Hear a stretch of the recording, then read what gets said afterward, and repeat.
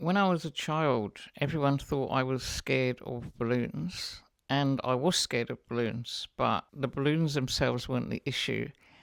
The issue was a sensory disorder where I couldn't process or handle loud noise, especially sudden loud noises.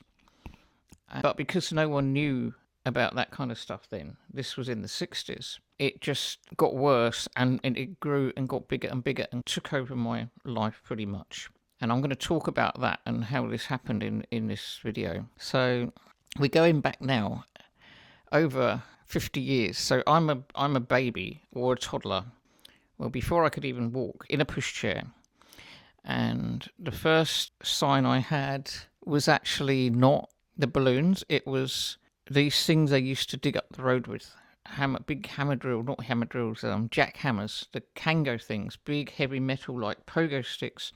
The guys used to have, and they used to use them to dig up the road, dig holes in the road, and they would make craters and vibrate, and they were horrible things, and horrible fumes and everything. So I can remember being trapped in a pushchair and people pushing me past these things, completely freaking out, huge terror and agony and pain. And all I can remember is fear and passing out. I don't remember passing out, but apparently that's what happened. I just used to get into such a meltdown and I would pass out. So then the person who looked after me in the daytime, my mum was working, would walk ahead and ask the workmen if they could turn the machines off if she saw them in the distance. Because even being on the other side of the road was no good. I could not go near these things. But if I saw them, even though I couldn't hear them, I still couldn't go past them because by then I'd associated what they looked like with the noise they made. And this kind of grew even more so. I mean, when I was old enough to toddle, and we had these like harness, like not dog lead, but like a harness thing that you have around your chest, and then they have big leads that they hold, not push, they hold so that you can walk away, but you can't run away. They can like rein you in. And I used to tie me up to a fence, and then go and ask the guys to turn the machines off. And I would try and run away because I did not want to go past them. I didn't care if they were on or off. I didn't trust it anymore. I did not want to go past these machines. And it wasn't just like the noise of them. Soon it became anything I saw that was this kind of muddy yellow colour that they had. The compressors or the generators, whatever the things were called, the big things that powered them, that were always going away in the background. Anything I saw that was that colour, like a machine or a car or a truck or thing, I would be terrified of that. And it became so that I was too frightened to go out at all, out of the house. Even when I was older and walking, I did not want to go out because I didn't know if these things would be hidden round the corner at any moment. One of them could be there, and I wouldn't know I couldn't cope. The fear was so big. So I was in this state of terror all the time. Just the thought of going out of the house was enough to send me into a pretty much of a meltdown. And then the balloon thing was kind of similar. That came a bit later, I guess, when must have been mixing with other kids or something, or my sister had been born. Anyway, parties and balloons came up. Again, I was very young, probably only 2 or 3, and balloons they looked fine, and until a balloon went pop, and as soon as I knew that balloons could go pop and make that horrible noise, that was it. Complete meltdown and freak out, and the whole tantrum that wasn't a tantrum thing, this whole thing again. And anything that I could associate with balloons was like anything to do with parties, celebrations, birthdays would also freak me out. I would run away. I would hide anything to get out going anywhere where there was going to be balloons. It was a big problem. So even a packet of balloons in a shop that was kind of flat, sealed up, would freak me out. It was so much association, and this whole living in fear and living on edge of these things all the time, and not having any way of dealing with it. And I think back now, I'm amazed I survived this long, because having to deal with something like that from that young an age, and living in that fight or flight state all that time, it's kind of unbelievable, really. And I want to kind of take that little child and make it better and make it not have to go through that. But I did have to go through that. I think that's why when you do get diagnosed with autism later in life and ADHD, you really have a huge amount of grief for all of the things that you missed that you can't put right, and the childhood that I lived that I shouldn't have done. It should have been different. It shouldn't have been like that. But no one knew.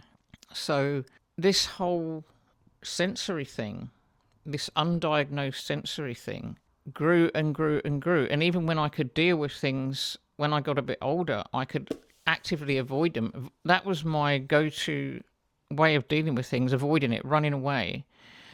That's what I'd done. That's what I'd had to do, because it was the only, when you have no resources, I guess the obvious thing to do when you're in that fight or flight mode is run.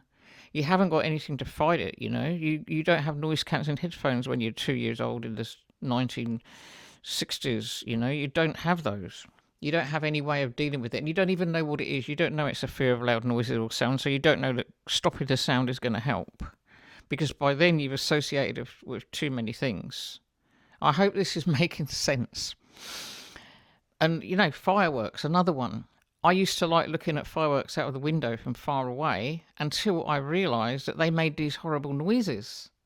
And as soon as I was associated with the noise, that was another thing, gone. These little sensory issues completely changed my life, my whole social life. I became this kind of reclusive child who was afraid of everything and didn't want to go out because, as I said, I already had all the labels, like the weird kid who talked to snails in the corner and was frightened of balloons. And the labels kind of stuck. And then my family, as a joke, I guess, would always treat me as being mad and call me mad and weird, and I grew up with all of that. And I would just laugh and, okay, that's who I am. I accepted it completely, And now I'm going back through everything and thinking, what the hell, what on earth? How did I survive? I don't know. I really don't. And right now I'm going through burnout. I've been through lots of burnouts, as I've said before.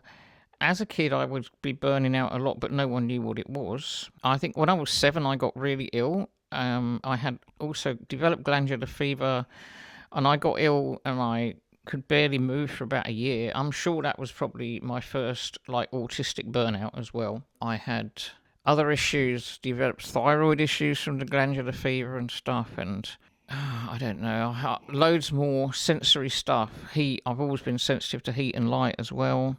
Yeah, running away and avoiding it became my answer. And dealing with the burnout now, because of being in that fight or flight syndrome, it's what I did and what I've done. Now, even though I can cope with some of these sensory things in different ways, or handle them or avoid them, I mean, running away and avoiding is still my go-to favourite thing, I guess, because it's become a habit.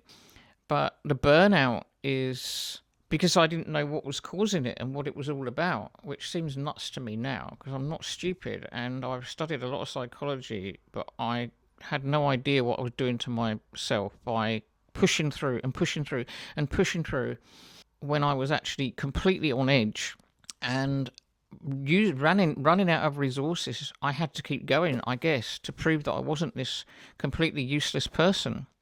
So the burnouts kept happening, and I would power through them until this last one, when I just couldn't. I really couldn't do it anymore.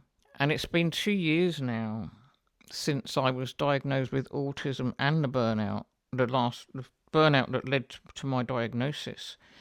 And I feel like I was going forward a bit and then I'm going backwards, and that's really hard because you don't really want to admit to people that you feel like that. I mean, I'm almost afraid some days to say that I feel a bit better if I have a good day, because then the next day, if I don't feel good, people are going to look at you and think, oh yeah, you're a failure, or whatever, you're making it up. You always do feel a bit like a fraud, I think, when you get diagnosed later in life. Anyway, I've gone off the track. I was going to talk about the sensory issues from my childhood and how huge an effect they had on the rest of my life. And I made the video because if you are autistic or have kids or friends who are autistic, or you think you might be autistic, especially if you're younger or you've got young children who are going through these things, these this sensory stuff.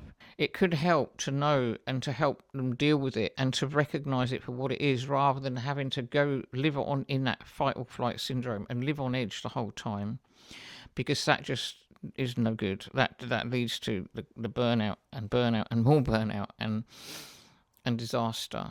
So I hope this has helped someone and hasn't been too all over the place. It gets quite emotional, you know, thinking back, because I can remember that so vividly. A lot of my childhood, I think I locked away. I can't remember it. It's almost like, it's not like it's a vague memory. I can't. It's like it didn't happen. Like years and years, blank, completely blank. But the things I do remember like that are still so vivid in my mind. And I don't think we ever really get past that childhood. I got cut off at the end of my video. The lighting, there was a dim switch and it was causing problems, and it fused something. That's why I think the lights were a bit flickery through the video, and I'm kind of sorry about that. But if I waited until everything was like perfect, I wouldn't post any video. My name's Bobby. The channel is Broccoli and Toast, and it's about late diagnosed autism and ADHD. I was diagnosed just over 2 years ago. The channel, I talk about being diagnosed later in life, how it affects your whole life, what life was like before, what I can remember of my childhood, the day-to-day kind of challenges and joys and things that you come across, and just try and explain and you know, how it is and how it feels and the reality of being diagnosed in your sort of sixth decade of life. So if you relate to any of that, then hopefully I'll see you again. And yeah, sorry for the quality of the video, but you got to get it out there or just not bothering.